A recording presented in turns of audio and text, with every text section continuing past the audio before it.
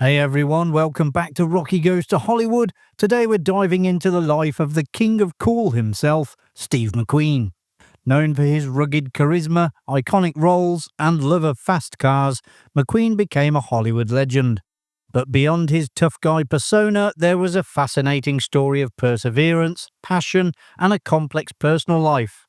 In this video, we'll explore some of the details that shaped the life of this unforgettable actor. So let's put the pedal to the metal and hit the road to discover everything you need to know about Steve McQueen. His rebellious, anti-authority persona on screen was hardly a stretch. Born in Beech Grove, Indiana in 1930, McQueen had a rough childhood. His father, a stunt pilot, left his mother before he was born. The single mother struggled with alcohol addiction, so shipped him off to live with his grandparents on a farm in Missouri, where McQueen found a brief period of happiness, but it was short-lived. At the age of 12, he was reunited with his mother and moved to Los Angeles to live with her and his abusive stepdad. He soon found himself involved with local gangs who engaged in petty crimes like stealing hubcaps. He got into so much trouble, eventually McQueen was sent to the California Junior Boys Republic, a reform school in Chino. He ran away from the institution several times until a staff member took him under his wing and helped curb some of the rebellious tendencies. Later, after achieving fame in Hollywood, McQueen returned to the school to give motivational talks. After leaving reform school, McQueen moved to New York with his mother before enlisting in the Merchant Marines. In 1947, he joined the Marine Corps and trained as a tank driver. He served until 1950, at which point he returned to New York and, with the assistance of the GI Bill, enrolled in the neighborhood Playhouse Acting School. He was later accepted into the prestigious Actors Studio, where he studied under the guidance of Lee Strasberg.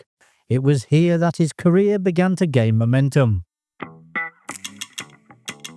In 1958, he made his debut as the lead in the sci-fi horror film The Blob.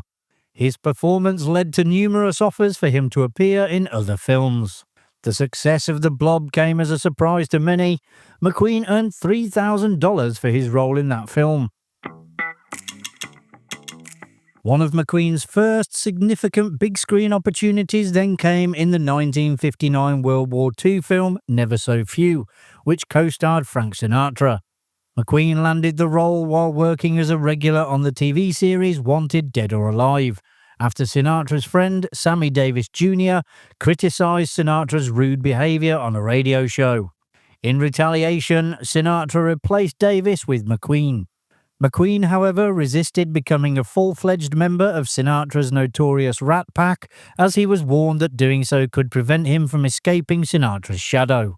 It appears he made the right choice, as major stardom soon followed with the 1963 POW drama The Great Escape. Filming Le Mans in 1971 proved to be a risky endeavour for McQueen, who was determined to inject his own passion for racing into the movie, which centred around a race car driver. He insisted on doing much of his own driving and even reshot several dangerous stunts. One stunt driver, David Piper, tragically lost part of his right leg following an accident. McQueen himself also had an off-camera crash, rolling a car but managing to escape without any serious injuries. McQueen and Bruce Lee were friends during a time when Lee was rising to fame as the co-star of The Green Hornet, the action series from the mid-1960s that sought to replicate the success of Batman. According to Lee biographer Matthew Polly, Lee was keen to own a Porsche 911, much like the one McQueen had. However, while McQueen was an avid racing fan and a skilled driver, Lee was not. To ensure Lee understood the risks of the fast car, he took him for a spin in the Santa Monica Mountains, where steep cliffs lined the roads. He deliberately slid the car and performed 180-degree turns, apparently causing Lee to panic and eventually huddle on the floor, screaming at him to stop. McQueen served as one of Lee's pallbearers during his funeral in 1973. Naturally, the King of Cool had a passion for motorcycles. Early in his career, he he developed a fondness for Harley-Davidson and Triumph bikes. A few years later, he began traveling and competing in motorcycle races. While filming The Great Escape in 1963, McQueen insisted on performing his own stunts, refusing to use a stunt double. The most daring stunt in the film was a 60-foot jump on a motorcycle. Unfortunately, during this attempt, he crashed and a stunt double was eventually brought in. He came close to being the victim of one of the most shocking and disturbing crimes in history. In 1969, he was invited to dinner at Roman Polanski's home, but he was unable to attend. That night, Charles Manson and his followers murdered 5 people, including Sharon Tate, who had originally extended the invitation to McQueen. Later, it was revealed that Steve McQueen's name topped Charles Manson's list of celebrities to murder. After McQueen had established himself as a movie star, he did what most of the rich and famous do: buy a mansion in California. His new next-door neighbour was Keith Moon, the drummer of The Who. McQueen became annoyed with the drummer, who would leave his bathroom light on, which would shine brightly in McQueen's room. After asking Moon to fix the problem, nothing changed. So he grabbed his shotgun, leaned out the window, and shot the light out in Moon's house. Problem solved. Whether this is how things actually went down is anyone's guess, but it's nice to think so. What is a fact is that these two were definitely at each other's throats. McQueen held a 9th degree black belt in the martial art Tang Soo Do. While many believe he was trained by Bruce Lee and Chuck Norris, he actually learned from Pat E. Johnson, renowned for his martial arts choreography in films such as The Karate Kid and Teenage Mutant Ninja Turtles. McQueen's son did receive training in karate from Chuck Norris, while Bruce Lee taught him Jeet Kune Do.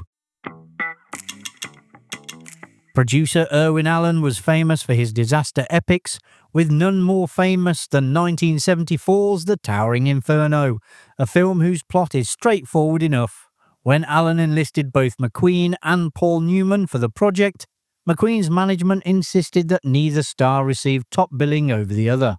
As a result, the credits on posters and other promotional materials listed McQueen's name first, with Newman's appearing no higher than half a letter above his.